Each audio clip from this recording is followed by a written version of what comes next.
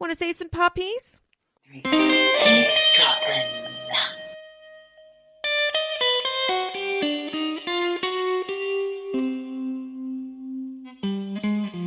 Well, hello, Michelle. How are you doing? I'm doing great. I'm doing good. It's a new year. It's a new day. It's what's that song? New life for me. This is you every week, isn't it? You inadvertently drop us into some kind of song just by answering. My life is song, I guess. Thank you for the music, Michelle. Oh, here the we sweet, go. sweet music. Here we go.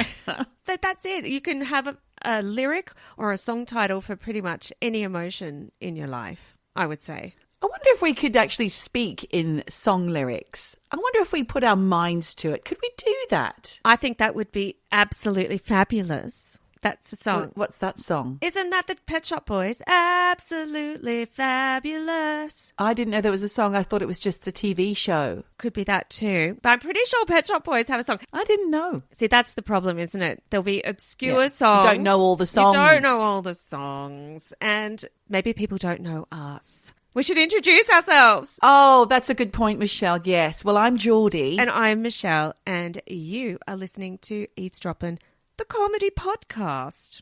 It's comedy. Not that you'd always know it. It's probably because we are silly billies, aren't we, Michelle? A little bit. And also, too, we deal with some serious subjects, i.e. We do. I've got one today. Bit of a juice dropper, I would say. Oh, God. If you don't like a bit of comedy with your true crime, maybe this isn't for you. Maybe it is. Switch off. But don't switch off because we want you. We want to have you here. We do. We love all the listeners. And if you love us as well, of course, we've got our Patreon where there's extra stuff going on. Yes. And that is at eavesdroppin / Hang on.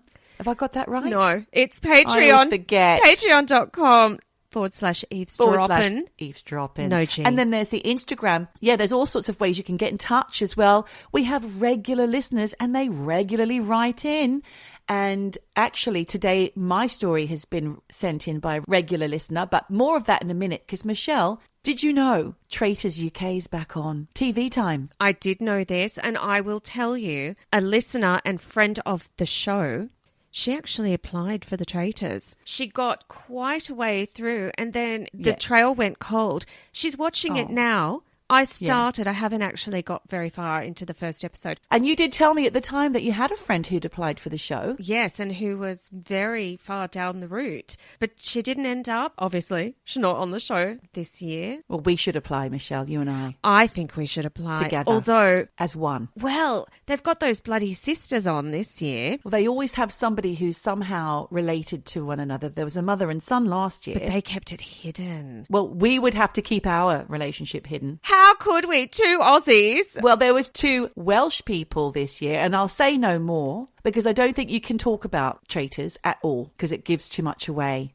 You need to watch it minute by minute, second by second. But suffice to say, I am glued. Myself and my daughter are glued you? to it. Yes, every night. And also, did I tell you about Severance, the TV show on Apple that I started watching? No. Oh, Mish, it's so good. What's it about? It's kind of now, and it's in a town where there's this big company called Lumen that run the show. They've been there for years and years. I don't know what they do. They've gone right back to the 1800s. It's in America. And the guy who's the boyfriend of the lady in Parks and Recreations, do you know who I mean? No, because I never watched that. Okay, Parks and Recs, it's the main character's boyfriend. He's the main character in this show. And the premise is, for some reason, they've got a whole department called the Severance Department. There's a new procedure in the world that they're trialing through Lumon Industries, where the workers have a separate life, and that is something they don't have any recollection of at all. Their mind is severed. Oh. So they're basically 2 people, their home person and their work person. Their innie, their outie. Oh. That's what they call them. Their innie basically comes to in the lift every day and then clocks out again in that lift on the way back down. And then the person comes out of the lift and the outie has no recollection. They'll bump into people they know in the car park, but they won't know them. They've got friendships, they've got relationships, they've got a life, and they're doing a really weird job that they don't understand. And they're separated from all the other departments. It's fascinating. I'm almost at the end of the first season. Wow. I'm excited by that because I've got nothing to watch at the moment more than Traitors. I think that sounds right up my street. Yeah. Thanks for the telly-rec. Rec. Have you got any telly-recs, eavesdroppers? Please write in. I know you love to do it. So do. Because we always put the list of shows on our list. Patreon. At Patreon, yes. Michelle carefully collates them all. So if you're a member of Patreon, you can go and have a little shufty through there and find something to watch if you're at a loss of something to do. Telerex for sure. Telerex, one more. I'm watching telly. You're watching telly. We're watching telly on the telly. It's the television. We also had some feedback about the George Michael episode. People just moved by George's life and so much love for George. People miss him, voice of an angel. I've gone back. I've watched some documentaries after the show. Yeah. After we recorded. I popped a song on our New Year's Eve playlist, actually. Did you? Yeah, my own personal New Year's Eve playlist, yeah. Which one? The one about the disco dancing in the toilets. Oh, outside. Yeah. But do you know what? I actually went back and popped a George Michael song on the restaurant playlist. Which one? On our chill mix. A Different Corner. I had forgotten about this song. He recorded it just after Wham split, so he still has the Lady Di mullet. Two-tone. Turn. It's actually a heartbreaking song. So beautifully sung. It's about how he'd never been in love and then he met someone. And then they died. Well, no, he got rejected. Oh. That's it. That came later. No, he got rejected. And he was saying, turned a different corner and we would never have met. I don't think I know that one. Do you know what? I'll pop a link to the video on the Patreon because I felt very sad because when you know about how tragic George Michael's life is and how he was never really happy and he never truly felt loved except with his AIDS partner, Anselmo, you just feel sad, like all that money and it didn't bring him happiness. Yeah, that's true, isn't it? That's something I took away from that episode. Yeah. Do you know, when was it out, that song, In the Absence of Security? That one. I don't know that song. Yeah, you do. I miss my baby. The one with the Forget-Me-Not sample in it. I don't know when that was out. Well, I can't remember the name of the song, but it was a really big hit. Yeah. And whenever it came out, I was doing a lot of fashion shows for Mulberry, the company I worked for in the 90s and 2000s. And every fashion show, it was that. The models would beg, please play that one. Really? Yes. In fact, when I did a fashion show in Sweden, actually in Stockholm, at the ambassador's residence, they all wanted that one on a loop. Is it because it was... It's good to walk to. That's what I was going to say. It's got a good beat and they could shake their hips. Gotta get up to get down. That one. Okay. Why can't you recognise it when I sing it to you? Well, I knew the Forget-Me-Nots bit. What's the song called? Oh, well. Write in. Tell us. Middle-aged moment. We've forgotten. We have. Sorry. So earlier I said to you that I had a listener write in with a story today. Did I say that? No. No. Okay. So my story today was sent in by a listener, Ren. We haven't heard from her for a long time. And she also had a bit of news after we spoke about The Substance, that film starring Demi Moore. Because, Ren, she's a Hollywood hotshot. She is. She used to work in Hollywood. And she's a Hollywood babe. She's just a babe. And she's a Hollywood babe, exactly. So she used to work in Hollywood many years ago. She worked with Demi Moore around the time that she broke up with Ashton Kutcher. So I believe she did have some work done at that time because we were talking about work that Demi had done. Well, she's had the lot. She has now, but Ren said that at the time, many things about Demi, she won't hear a word said against her because she thought she was lovely. Both of them were at a post-production drinks party with crew who were all getting drunk, but Ren was pregnant at the time and Demi didn't drink. So they spent a lovely evening together, being jolly while everyone else was getting smashed, and they really connected. Ren felt that Demi hadn't done any work. She just took really good care of herself. And also, she did a voiceover for free for Ren. No airs and graces. She drove herself to the post-production studio and she was really easy breezy. She did it all for free and she's a lovely person. And that was for the Al Gore Climate Reality Project. Oh, that's really kind. No, I think she's a nice lady. Yeah, you saw her going to yoga. Yes, I was in a yoga class with her, and somebody had told me she'd had knee surgery because she had baggy knees and she didn't like the excess skin. I don't know if that's true. Could be a rumour. Poor Demi. Well, she sounds like a really nice lady, and she was lovely in that documentary Brat. Yes, she was actually. She seemed fun and nice. So Ren also sent me a story, which I will tell you about today, if you don't mind, Michelle. Go for it. I'm all ears. Well, it's Family Secrets Week. That makes it sound like... Hello, everybody. Welcome to Family Secrets Week. With me, Geordie, and you, Michelle. It's like Pancake Week, like something jolly. And you don't have a whole week of pancakes. It's just a day. Imagine if we had a whole week of pancakes. That's a holiday. It is a holiday. That you then have to recover from. I'm sure Family Secrets is no holiday. Well, there's a lot of recovery that you need from this. So this story begins in 2019, and the atmosphere surrounding the McCullough family, who lived in Pump Hill, Great Baddow, near Chelmsford in Essex, was starting to become mysterious. Oh. Because friends and relatives were being deterred from visiting the family, and they were told that John and Lois McCullough, retirees, had moved to the seaside in Clacton. And there was a neighbour called Phil Sargent who lived next door to the McCulloughs for 20 years. And he said that the curtains were always drawn and you couldn't see if anyone was in the house, like drawn shut. He said they were like shadows. They'd move very quickly from A to B. I've got some theories here already, Geordie. Theories are brewing. So after a while, the McCullough's GP raised a concern for their welfare because he hadn't seen them in ages, and they both, being in their 70s, had usual appointments that were often cancelled on their behalf by their daughter, Virginia, who's 36, who also lived in the family home. Plus, this had all kicked off around the time of COVID lockdowns in the UK. Okay.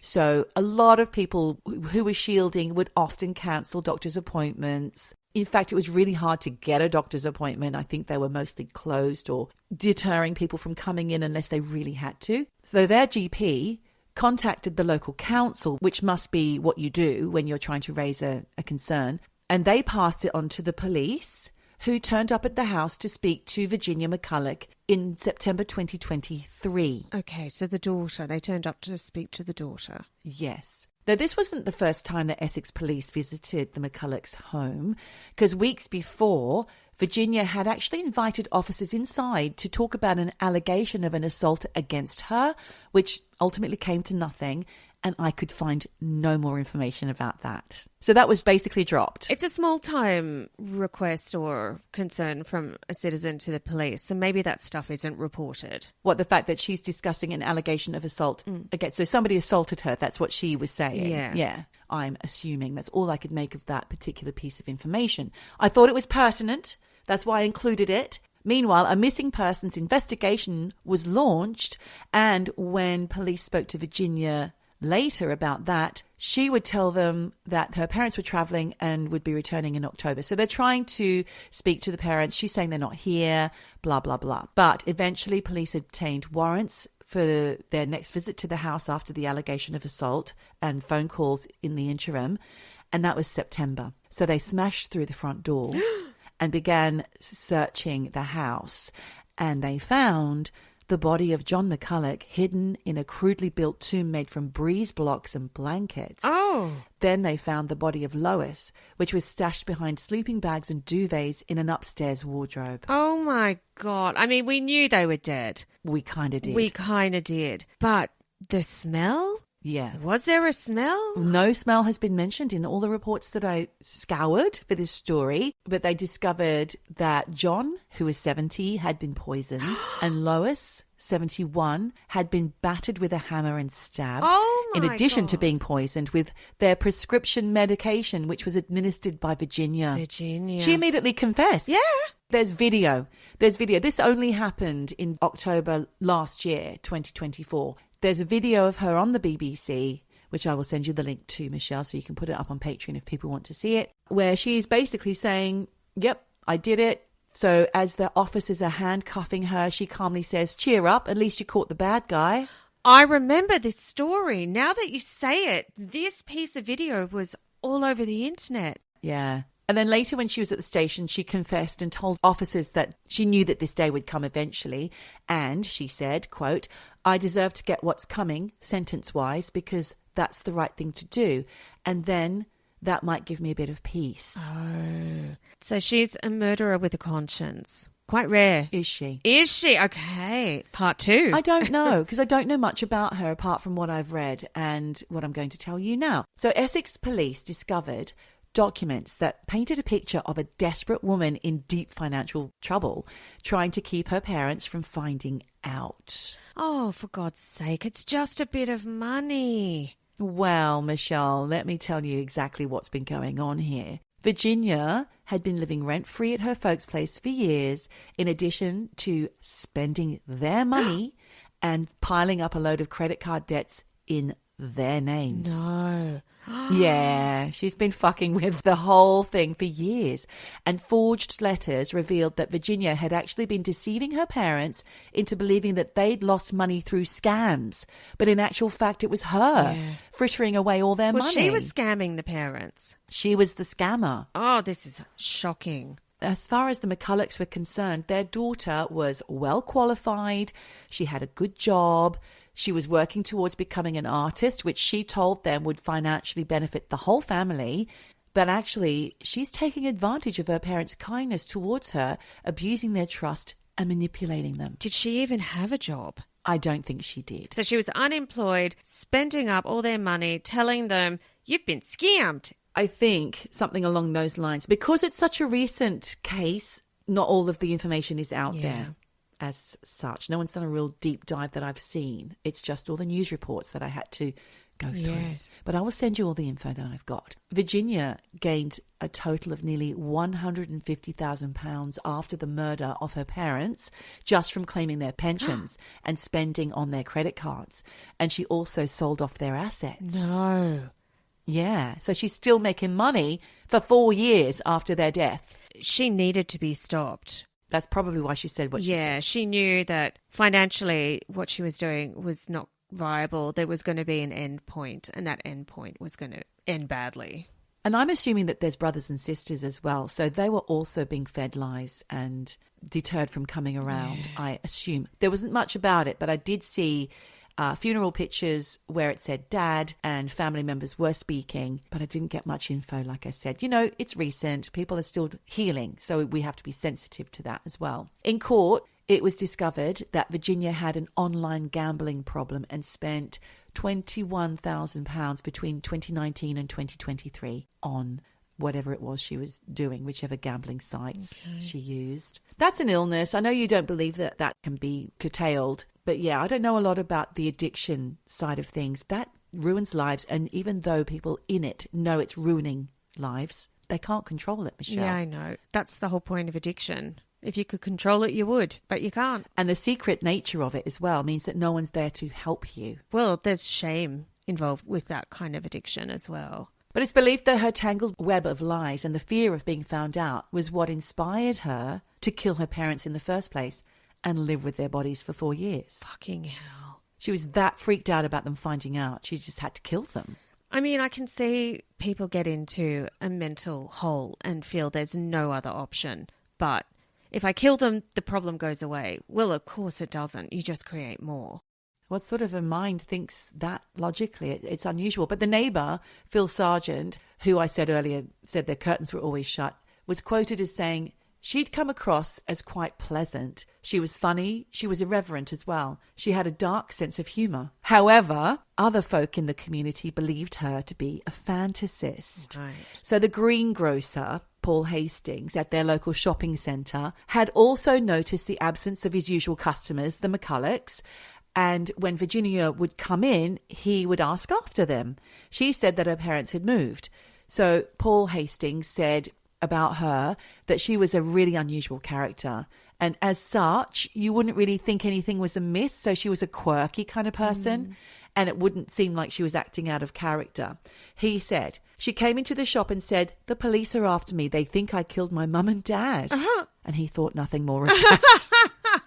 Really? That's her. She's an unusual bird. Whatever, you know. So funny, isn't it? They just would pass that off. Oh my God, someone comes in and says that and I'd be like, red flags, warning, signals. He just thought, oh, that's a bit odd, and didn't think anything else of it. He said, I just thought it was her eccentric nature.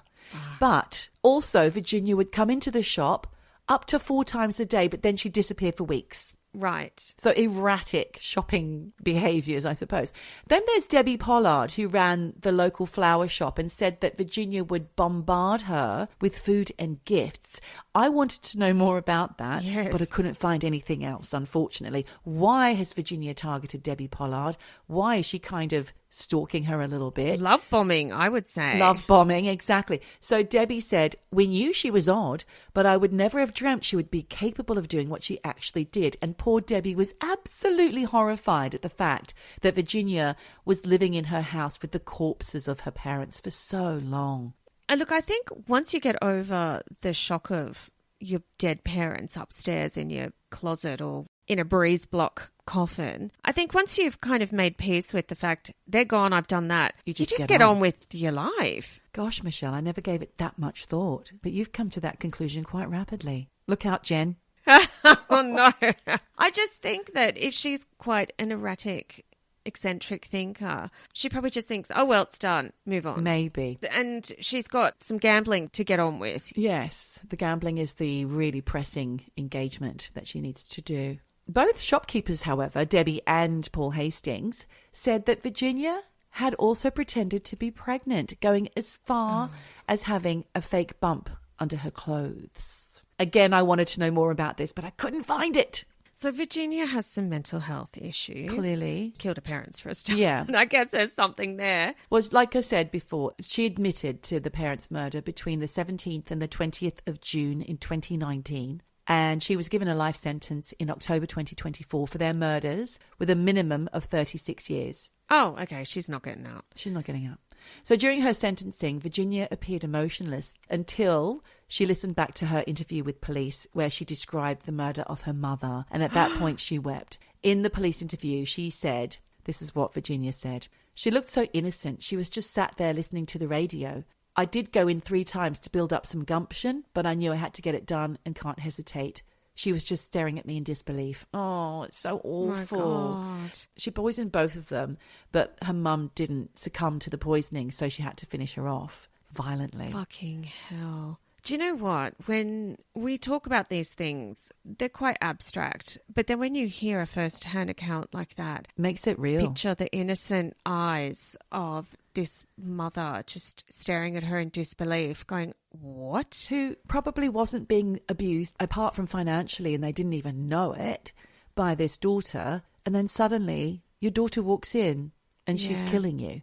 It must be so confusing and heartbreaking. I feel so sorry for this family. I feel sorry for these parents who did nothing but house their daughter with no ambition, nothing in life. They probably felt like that was the black sheep of the family. Of course, she's our daughter. We need They believed her to be successful, Michelle. Pulled the wool over everyone's eyes. So Lois McCullough, the mother, her brother, Richard Butcher, said in a victim impact statement that his niece Virginia was very dangerous and what had happened undermined his faith in humanity. Yeah.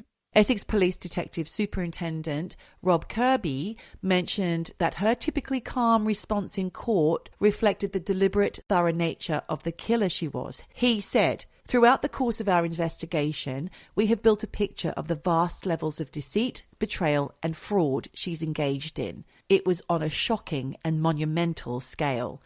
McCullough lied about almost every aspect of her life, maintaining a charade to deceive everyone close to her and clearly taking advantage of her parents' goodwill. She is an intelligent and adept manipulator who chose to kill her parents callously and without a thought for them or those who continue to suffer as a result of their loss. And I thought that summed up perfectly, you know, the impact of what had happened. Yeah, of course. To poor old Lois and John. Lois and John. R.I.P. R.I.P. Lois and John. You did not deserve that. No. Oh, that's so sad. Fucking heartbreaking. Real life. Real life. True crime. True crime. Do you like supernatural? Well, thank you for that tragic story. I've got another tragic story to follow on with. And this actually, it's a story which is a Netflix 2-part documentary. Oh, you've been watching some Netflix, Michelle. I have been watching some Netflix No Chill, and it was... this documentary was called Into the Fire, The Lost Daughter. And I'm not going to lie, one of the reasons I watched is because Charlize Theron produced it. Big fan? Well, I think she has a really sympathetic position when it comes to... Of course. Tragic stories about women. Because we did a whole thing on her. Yes, exactly. Can't remember what episode that was. Go back. Woody Harrelson was in there as well. That's right. You can go on the website and search those names. It will pop up. So I thought she's got an insight into personal histories where women have been badly treated. Yeah. Plus, this was only 2 episodes, so you can smash through Easy. this in an afternoon, yeah. But, of course, I also watched because this story is strange, with so many twists and turns and red herrings. I will start by giving a spoiler alert, because I am going to dive into this series in detail. So if you want to watch it without knowing what happens... Come back later. Exactly, come back later. Otherwise, let's get stuck in. All right. So, when a woman called Cathy Turkanian got pregnant as a teenager in 1970s America, she was pressured to give up her baby for adoption. So when the adoption agency got in touch with Cathy 35 years later, she was absolutely delighted to think that her biological daughter was finally looking for her and wanted to connect with her. But in reality, this could not have been further from the truth, because it turns out the adoption agency wanted to find Cathy so that Cathy could give them a DNA sample, because they wanted to compare Cathy's DNA to that of a Jane Doe body that had been found in Wisconsin.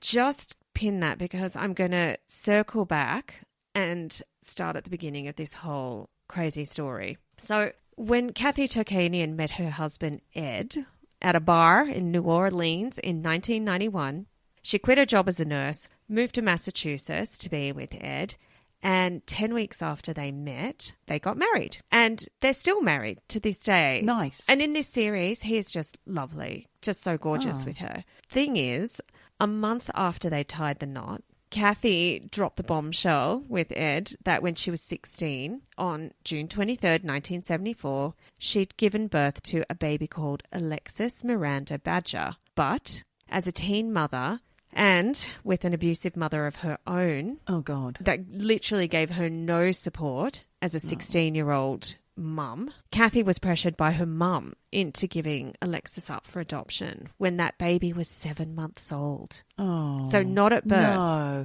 that's terrible. And part of the pressure tactics was that her mother told Cathy that Alexis was going to have a much better life than she could ever give her child. She'd already cared for that baby for 7 months. 7 months, yes. And bonded. So Cathy reluctantly but finally did agree to give Alexis up for adoption because she thought her mother had been telling her, you need to do this. So she thought, I want to give this baby that I love the best chance in life, and maybe mum's right. Maybe it's not what I can offer. So she gave this kid up for adoption. I think she didn't realise was that that baby was placed in foster care in January 1975, where she stayed for 2 months until a family agreed to take that baby. Oh, God. Poor baby. I know. It was a closed adoption. It means that Cathy was not legally allowed to have any information about who adopted Alexis. Literally no information at all. Right,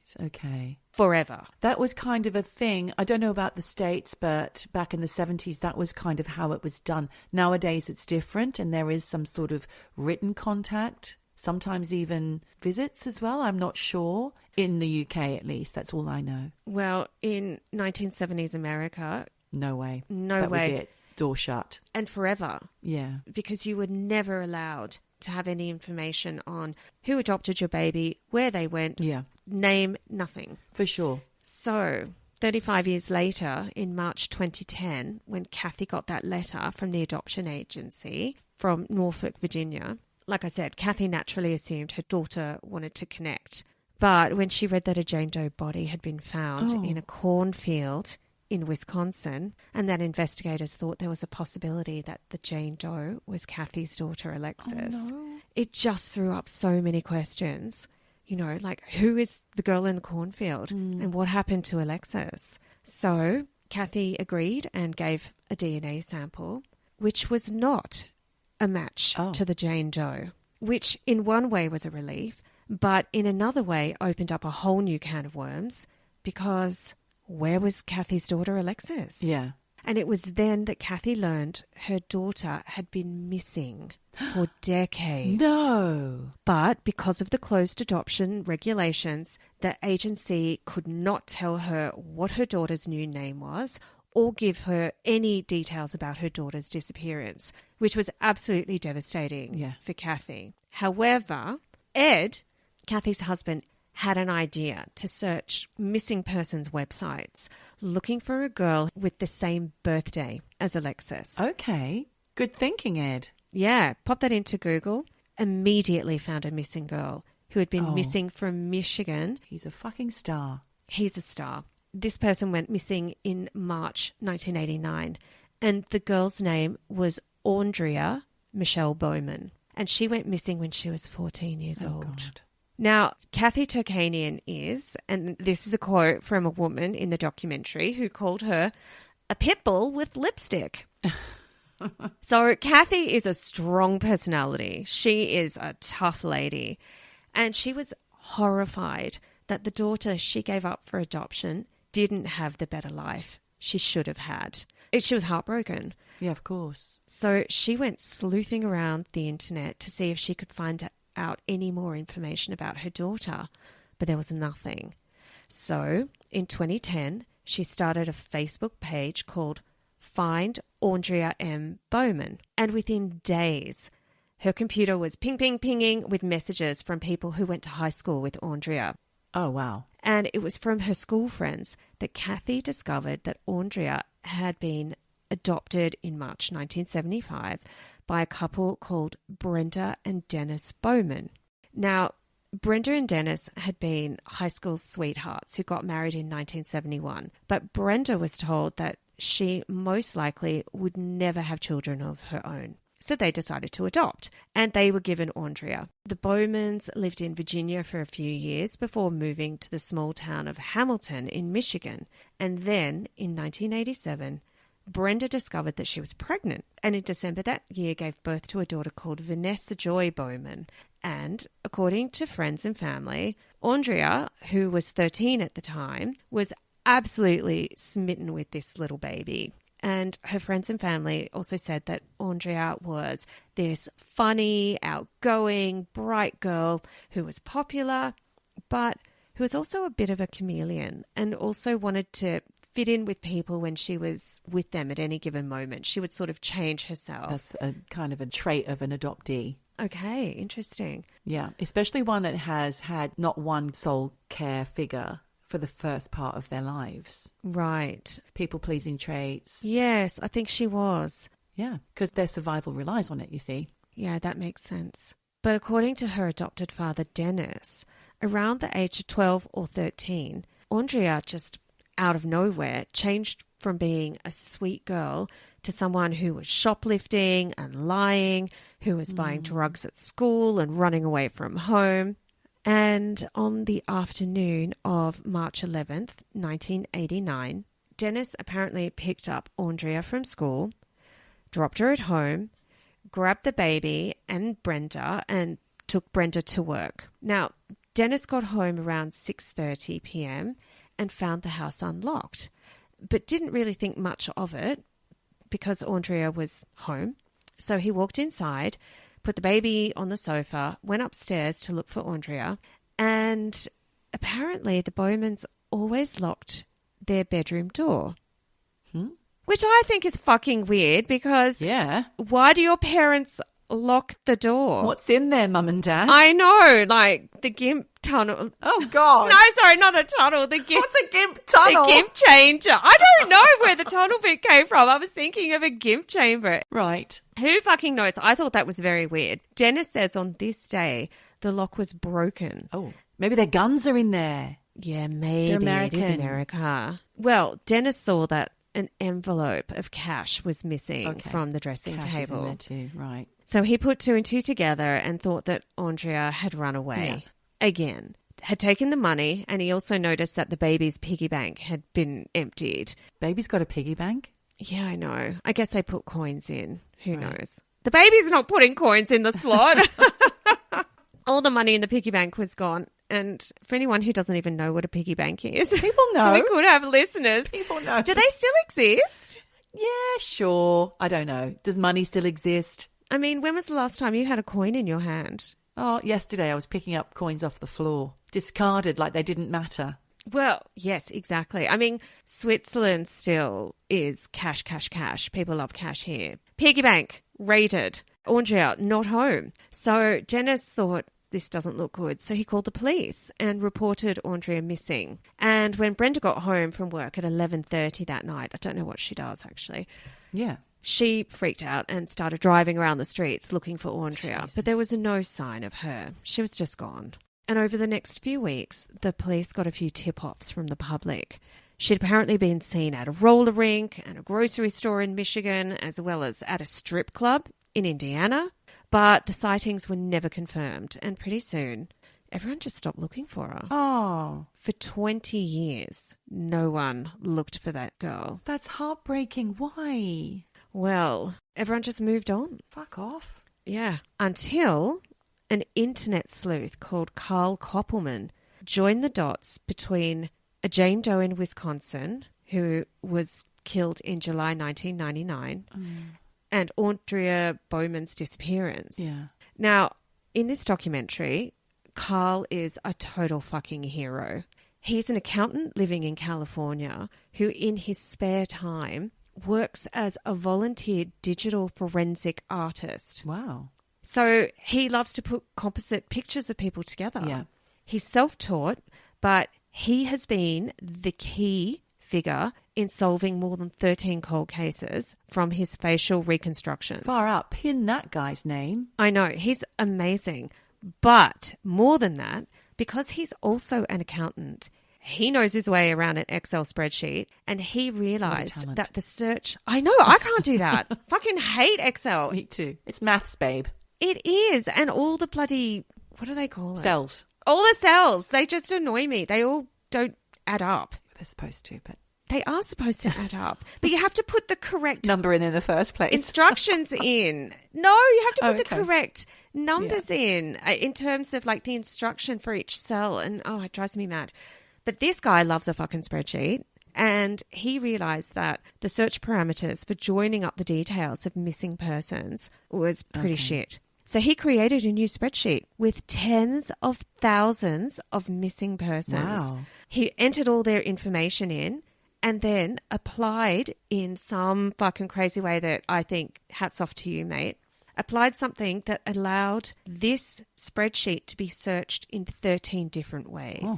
And that's how he connected Aundria to Cathy Turkanian. Right. So in 2010, when Carl alerted investigators, because he's doing this all on his own time and his own dime, he alerted investigators that the Wisconsin Jane Doe might be Aundria Bowman. And that was the very first time that Aundria's case had been looked at in years. But when the Jane Doe was officially identified as Peggy Johnson, not Aundria, the cold case unit decided, let's reinvestigate Aundria's disappearance. And they got in touch with Brenda and Dennis and said, good news, we're reactivating the case. Now, I say reinvestigate, but... They didn't really do much in the first place, did they? No, they did fuck all back in the day. She was just completely forgotten. So in effect, this new investigation was really the first investigation. And Cathy Turkanian's Facebook page was a real help to the police.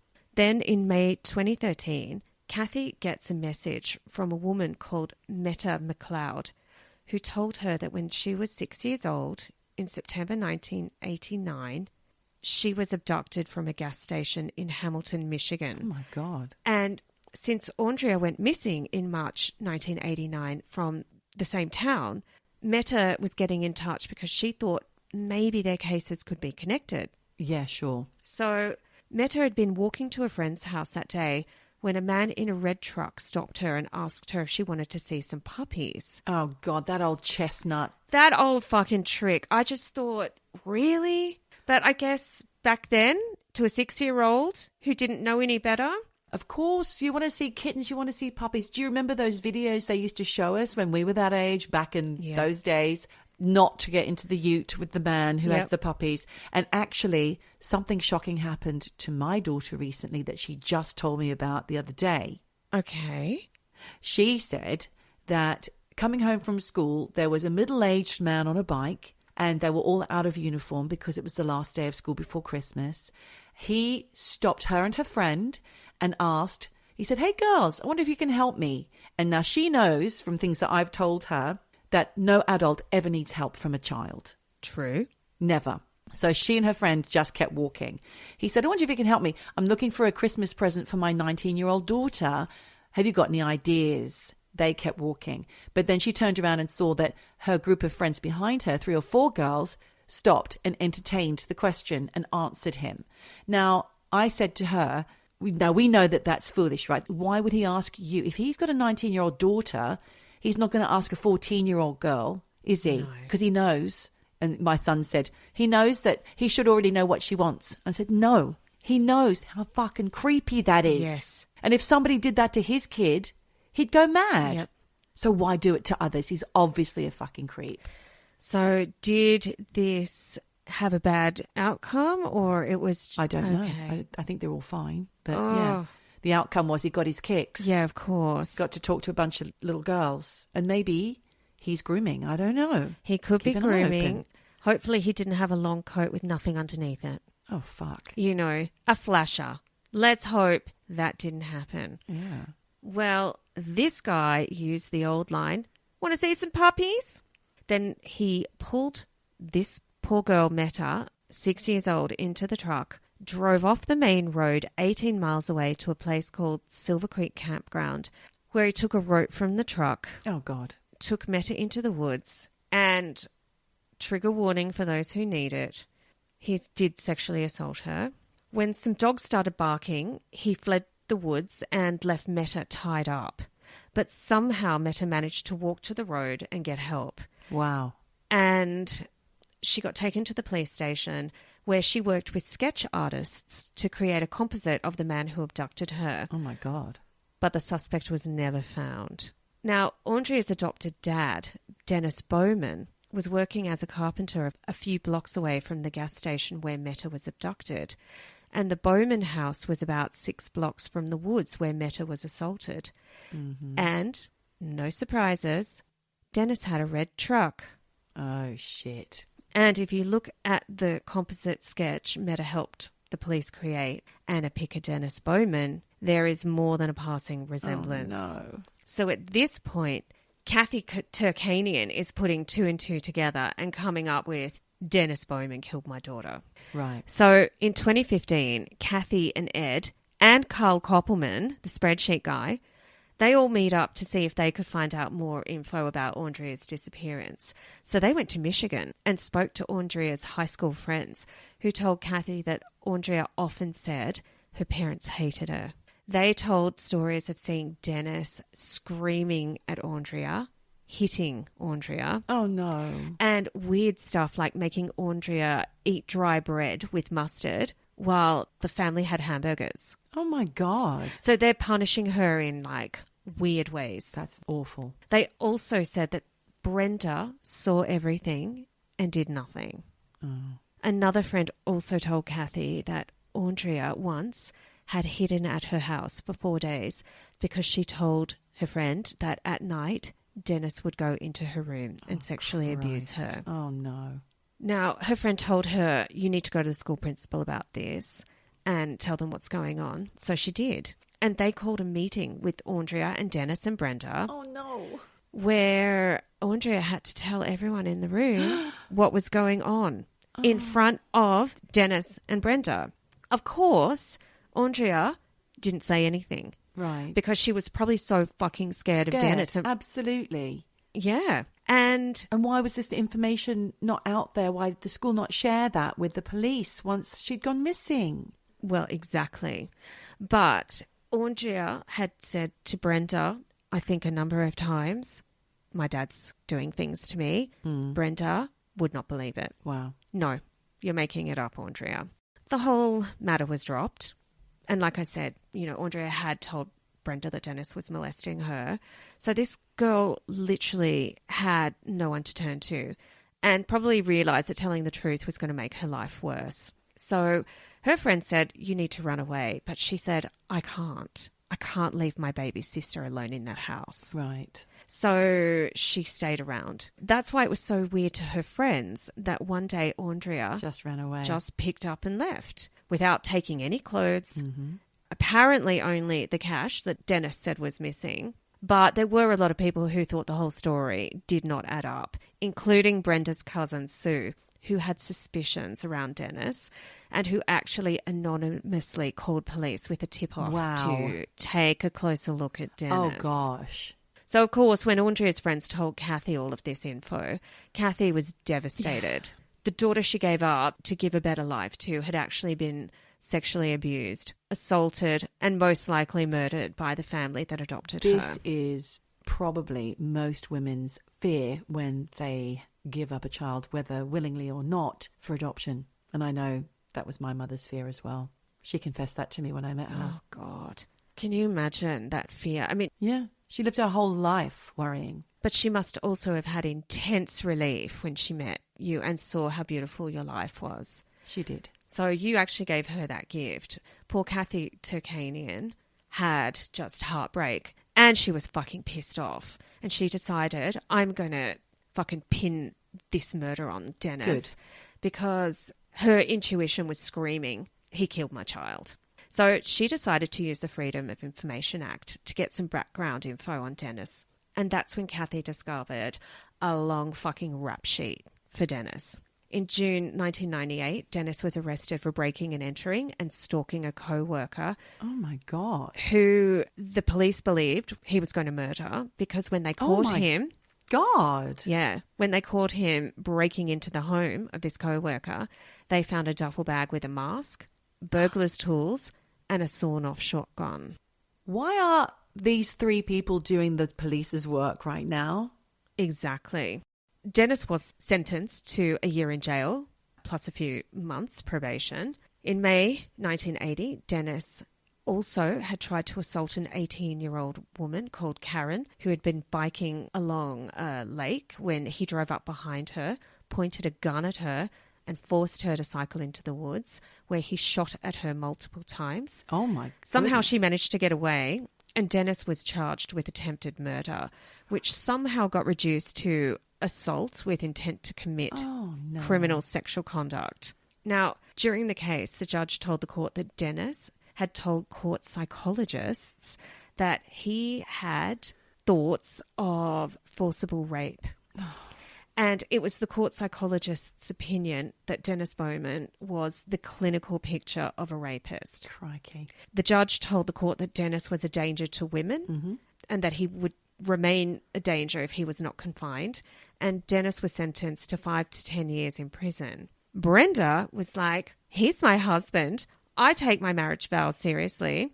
So she moved herself and Aundria closer to the prison so they could visit him regularly. Jesus. And this is where I have to say, Brenda, the court just told you that your husband is a clinical rapist who intended to murder his victim. Get him the fuck away from you and your daughter. Yeah. Do not support this man. But 5 years later, Dennis was released in January 1986. And again, no surprises here, Brenda welcomed Dennis back into the home with open arms. I'm just appalled that this man had a rap sheet like that and actual time served and judges making proclamations like that, yet the police did not look into him for her disappearance. Or Audrey, what's her name? Aundria. for her disappearance. Well, I can't believe they didn't actually have any thought to the safety of that child. Yes. And do you know what? Brenda didn't. Yeah. And in fact, in the documentary, Brenda does say that I acknowledge my husband's crimes. And she says, and this is a quote, "I haven't forgotten what he did, but I have forgiven him. And I take my marriage vows seriously." And I think in many ways, this woman is just as bad or worse than Dennis because she enabled his bad behaviour, she overlooked his abuse of their daughter, and she willingly put her daughter in danger. So, fuck you, Brenda.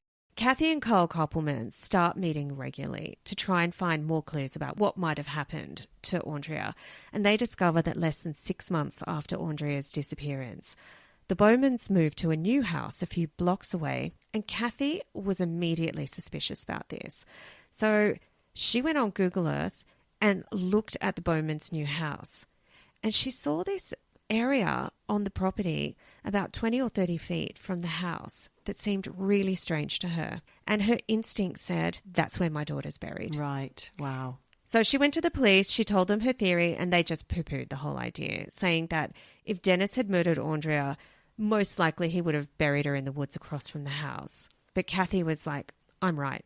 So she was absolutely convinced Dennis murdered her child. So she did wild things, like she paid to have this billboard put up on the main road just meters from the Bowman house that was a picture of Aundria with a big missing sign urging people to get in touch if they had info about the disappearance of Aundria Bowman. Oh, what a thing. She put flyers and missing persons posters all over Hamilton, and she did kind of harass the Bowmans. She would make phone calls every day because I told you, she's a pit bull in lipstick. She did not give a fuck. And then on November 22nd, 2019, Dennis Bowman was arrested.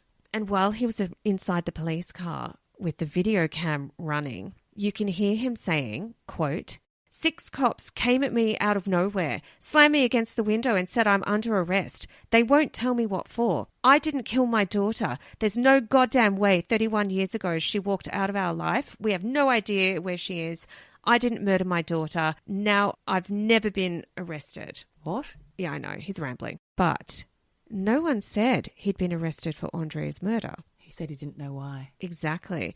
In fact, Dennis was being arrested for the murder of a woman called Kathleen Doyle, who had been murdered in her home 39 years earlier. Wow, this guy. Yep, in 1980. And because of advancements in DNA technology, Dennis Bowman had been matched as her killer. Oh, fuck. But here he is, rambling on about, I didn't kill my daughter. No one had accused you, mate. Mm-hmm. Him saying that means he fucking killed her. Yeah, he's just basically signed his own confession, yeah. Mm-hmm. And the way he killed Kathleen was truly horrific. Oh, no. I'm not going to go into more detail Thank you. other than to say that there was rape and torture. Oh, fuck. What a piece of shit. So Dennis is arrested for Kathleen's murder, but Brenda says, oh, no, it couldn't be my husband.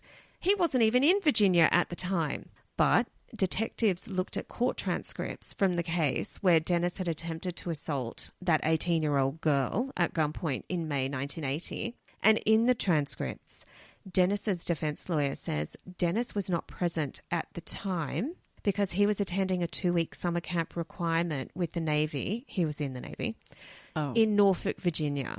So boom, they place him exactly where Kathleen was murdered. And during the police interrogation, Dennis kept repeating, I didn't do it. I didn't do it. But then when the police leave the room, the cameras are still running. There's a moment where he goes quiet and he says, I've done it again.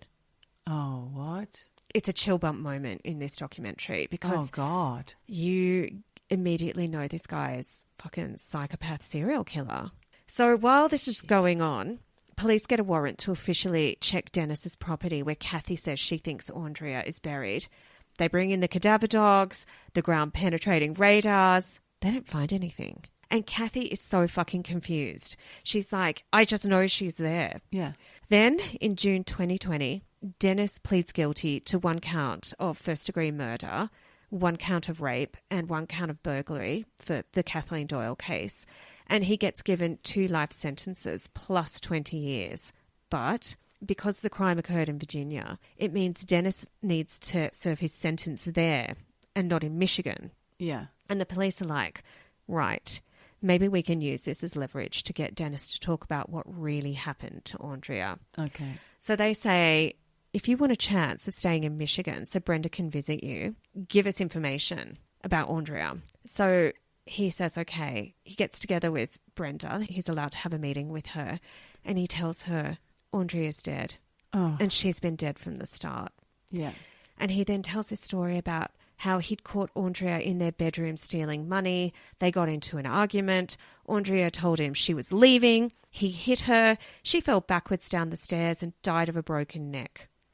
He says he was scared he'd lose Brenda and Vanessa if anyone found out, so he wrapped Aundria's body in a blanket and hid her in the barn before calling the police to report her missing. He also then asked police to put out a warrant for Aundria's arrest because she'd stolen money from him.